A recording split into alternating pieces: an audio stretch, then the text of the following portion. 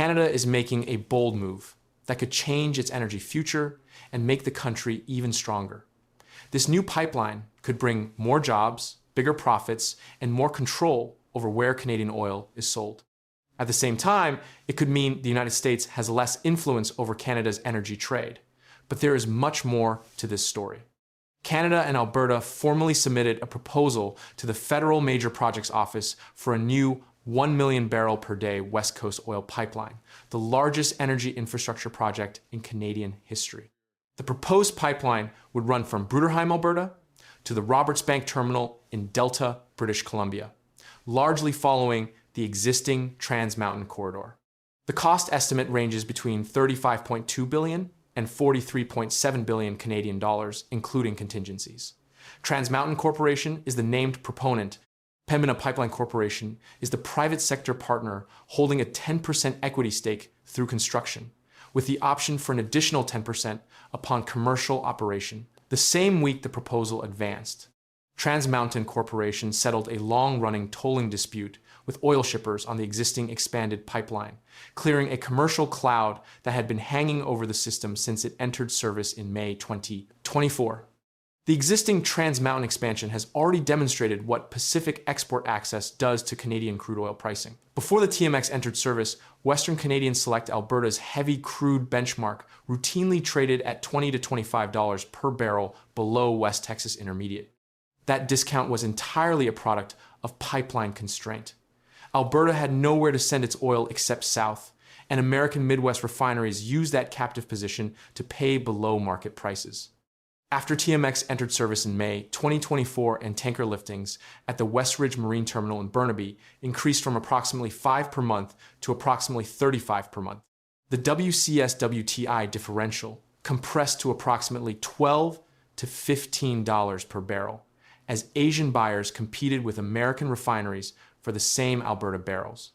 Alberta's own submission to the Major Projects Office projects the new pipeline could narrow that differential by a further $3 per barrel. At Alberta's current production of approximately 3.8 million barrels per day, each additional dollar of differential improvement generates approximately $1.4 billion in annual additional producer revenue.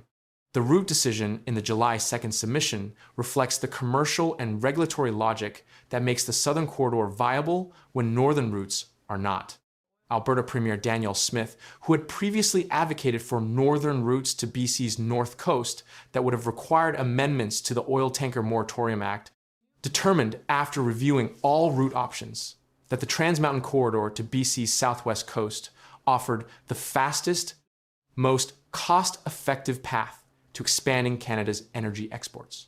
The Maroon Act prohibits crude oil tankers from loading at terminals on BC's northern coast, a constraint that all 3 northern route options in Alberta's previous planning documents would have required resolving.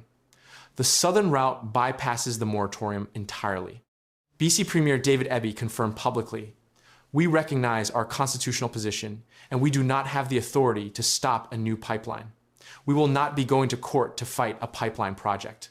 The TMX tolling settlement that Trans Mountain Corporation reached with oil shippers on July 7th addresses a commercial dispute that had created uncertainty about the economics of the existing system.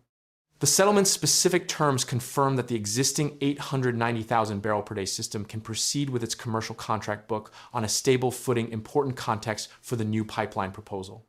Because Trans Mountain's credibility as a pipeline operator is the foundation on which the new project's commercial viability rests. A proponent that has resolved its existing system's tolling dispute is a proponent that can credibly offer shippers long-term transportation commitments on a new pipeline.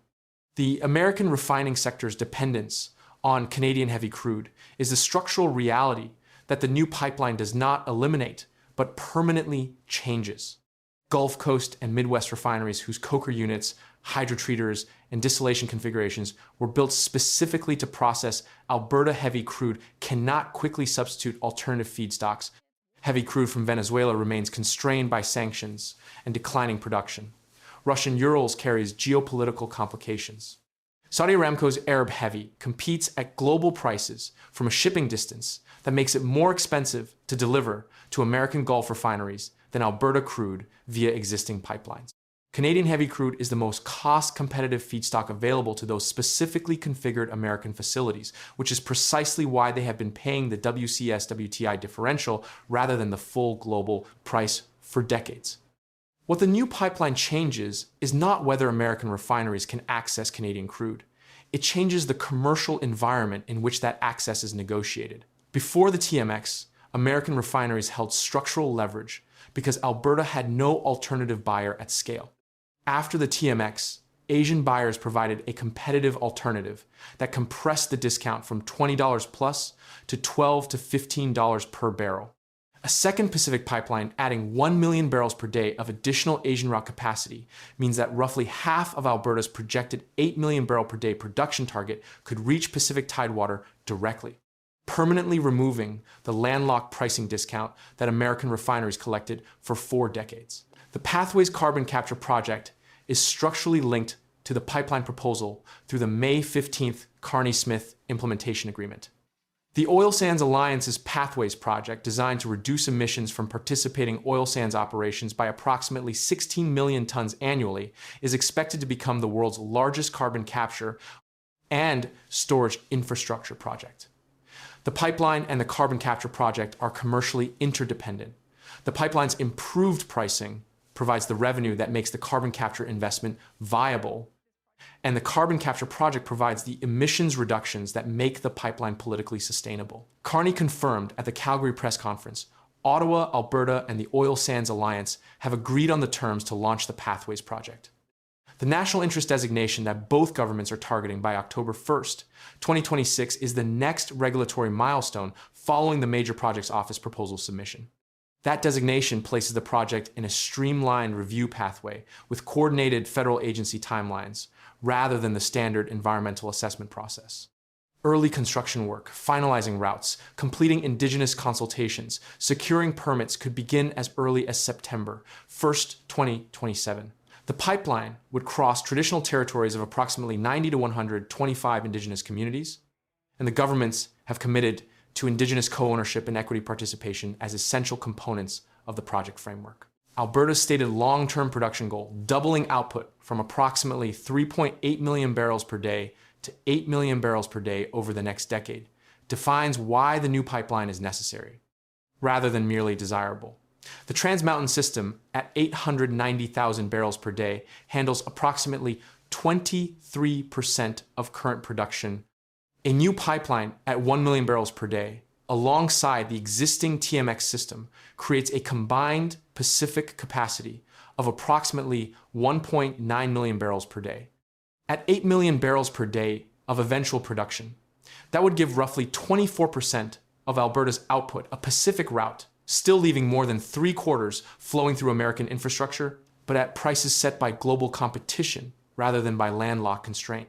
For American refineries that have built their feedstock economics around discounted Alberta crude, the new pipeline does not end Canadian supply. It ends discounted Canadian supply. The price Canada's oil will command in a market where Asian buyers actively compete for every barrel at Brent-linked prices is the market price, not the WCS-WTI discount that decades of pipeline constraint allowed American buyers to collect. That is what changes. And there is nowhere else for American refineries specifically configured for Alberta heavy crude to find a comparable volume of comparable feedstock at comparable logistics cost.